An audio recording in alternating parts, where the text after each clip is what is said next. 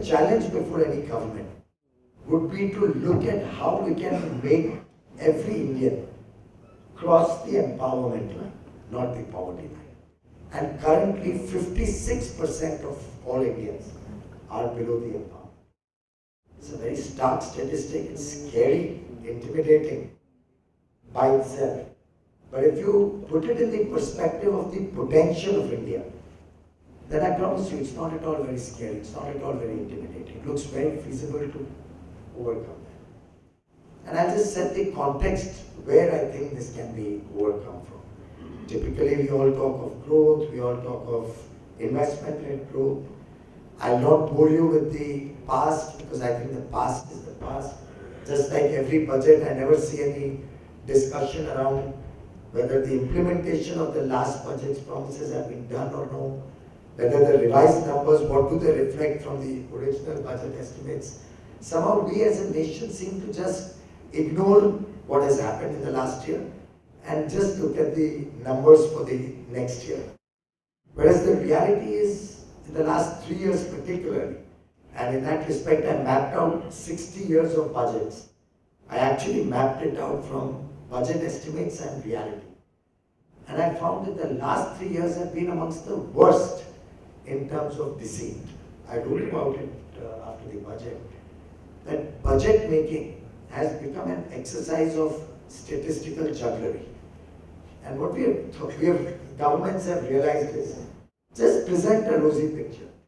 Just throw some numbers into public domain. There's very little deliberation and debate on the practicality of those numbers.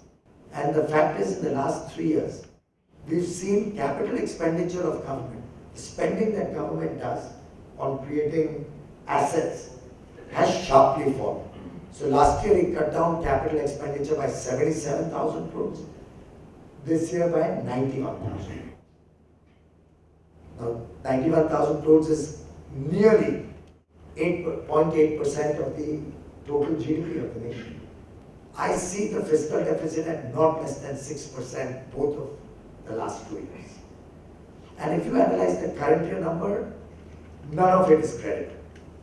I mean, you've projected again 55,000 crores from disinvestment, whereas the reality is last year and the year before last, you've done 20,000 and last year only 8,000. The rest came from the spectrum sale, 2G spectrum sale. And we were still only 25,000 crores out of 55,000 crores the year gone by. When he talks of controlling the current account deficit, he does not come out with a number that capital goods import has fallen. You all know what's happening to the investment cycle.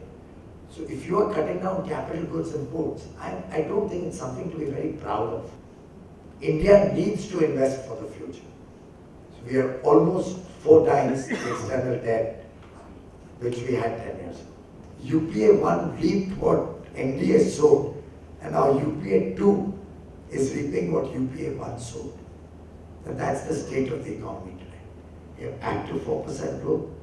I suspect it won't cross 4.5% this year, if at all it does reach 4.5%. We've had relentless double-digit inflation for at least 5 or 6 years now. Food inflation is absolutely, I mean, just beyond control, 20% most years. And mind you, food inflation hits the common man the most. India, with a poor or an unempowered country, still spends a large part of the wallet on food items. So that 20% cannot be juxtaposed with 10% inflation over 685 items. So the inflation number is worth over 685 items. That poor man says, I don't have 2 square meals a day. My children are hungry. He spends 95% of his income on food items. For him, those 685 items have no value. In fact, I am a proponent of the theory that we need at least 5 or 6 inflation indexes in this country. So in this context, I think any new government's biggest challenges are going to be 3. First is clearly inflation control. That will be the biggest, most pressing and urgent agenda before any new government. The second is going to be good governance, which will include corruption, which has taken the whole nation by storm, the kind of corruption we've been exposed to in the last 5 years at the top, and the corruption at the petty levels, the smaller corruption, both are making people completely lose faith in the system. And the third is going to be jobs. You cannot have an empowered nation unless everybody has a working opportunity. We've got to sort out the supply side. Then I was talking the other day somewhere and they said, what would you have done if onions were getting expensive? I said I would have put 20 plane loads of onions from wherever I could get it in the world and flown them into the 20 major centers in the country or the 20 capitals. And even before the onions would have arrived, the mere announcement would have brought the price down, possibly. But in any case, the onions would have certainly come in. The gap was hardly much. It was only a logistics issue or a hoarding issue.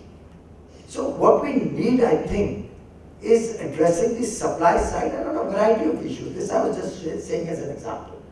Look at gas. I mean, we need nationally a natural gas pipeline or grid so that every one of our households, particularly in the towns, can be connected by piped gas. The LPG cylinder is the most inefficient way to supply gas to your households. Now, if any of you live in the suburbs, will know that your monthly gas bill, if you have piped gas, is between 200 and 300 rupees. Am I right? It may not be much more than that. I've checked it out. Whereas a person in South Mumbai, who gets LPG cylinders, is easily spending the subsidy I'm setting aside for a moment. At 1,300 bucks a cylinder, needing 2 cylinders, is 2,600 bucks. Mr. Modi spent 10,000 crores of his state budget to put up gas pipelines to his towns. The central government said, hey, you have no business to be setting up these pipelines. That's our prerogative. So, for the last 2.5 years, towns in Gujarat have gas connections coming up to the towns. We've not done the last mile connectivity because we don't have gas.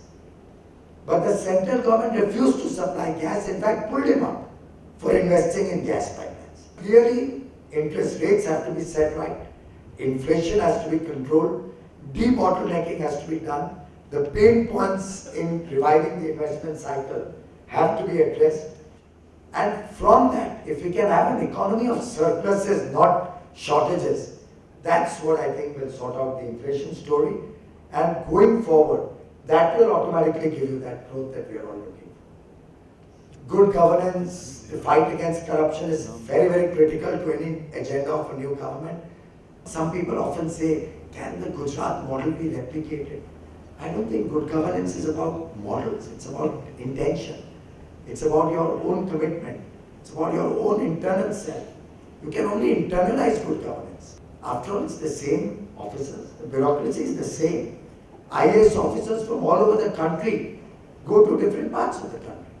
तो पूरे देश के लोग वहाँ पे officers हैं, IAS हो, IPS हो, जो भी हो, सरकार के सिस्टम सेम है, the laws of the land are the same, labor laws, whatever, environment laws. It's the commitment of leadership. That's what makes the difference.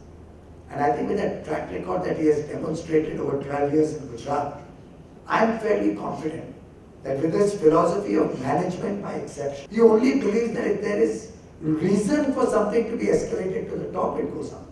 Sort it out at the lowest level. And anybody who doesn't perform is held accountable. That's the kind of governance. I mean, a tax official, I said it in the DTC report which we made. I think 20 crore jobs is what this nation needs to do in the next 10 years. I have come to this figure with a great deal of research and study. I believe the underemployment in the agricultural sector is huge. We've got to declog the 50% of people who are subsisting on agriculture and reduce the burden on our farms.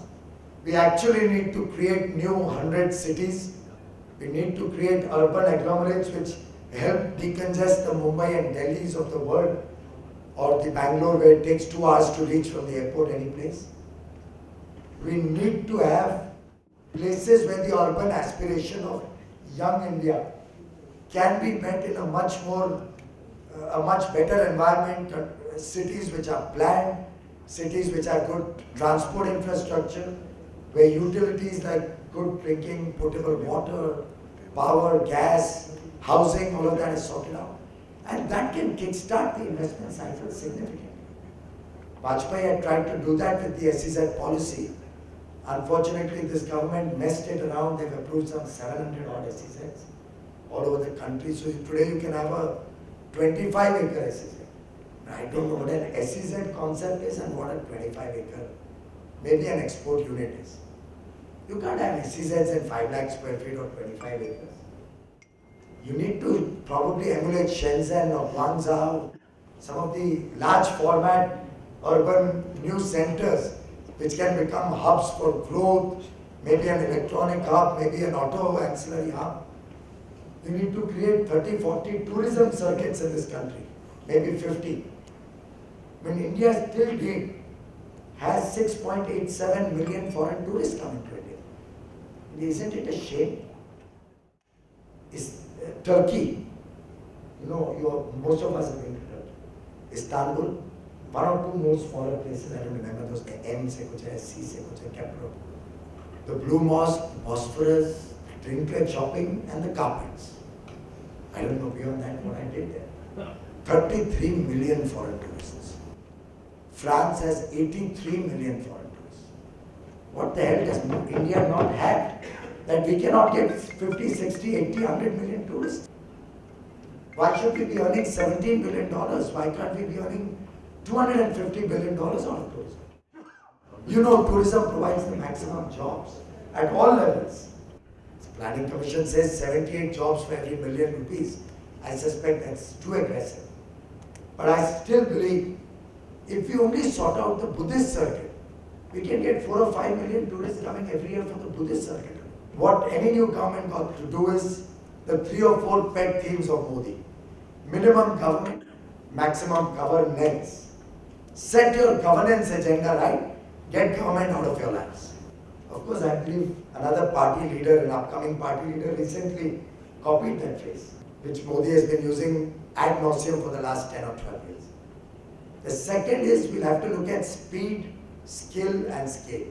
India can't plan for 10 years, we'll have to plan for 50 years. We'll have to look at scale. We'll have to do it fast, we don't have the luxury of time in it. And skill will have to be the bulwark on which all of the programs ride. We'll also have to look at outcomes rather than outlays. Can't draw satisfaction that we spend 3 lakh crores on social welfare schemes. And then their erstwhile Prime Minister says 85% went down. Or even McKinsey's study shows that 50% of government spending is unproductive. Now we'll have to look at outcomes. It doesn't matter you spend any amount of money. What did you achieve? Did you dig a hole or did you create assets?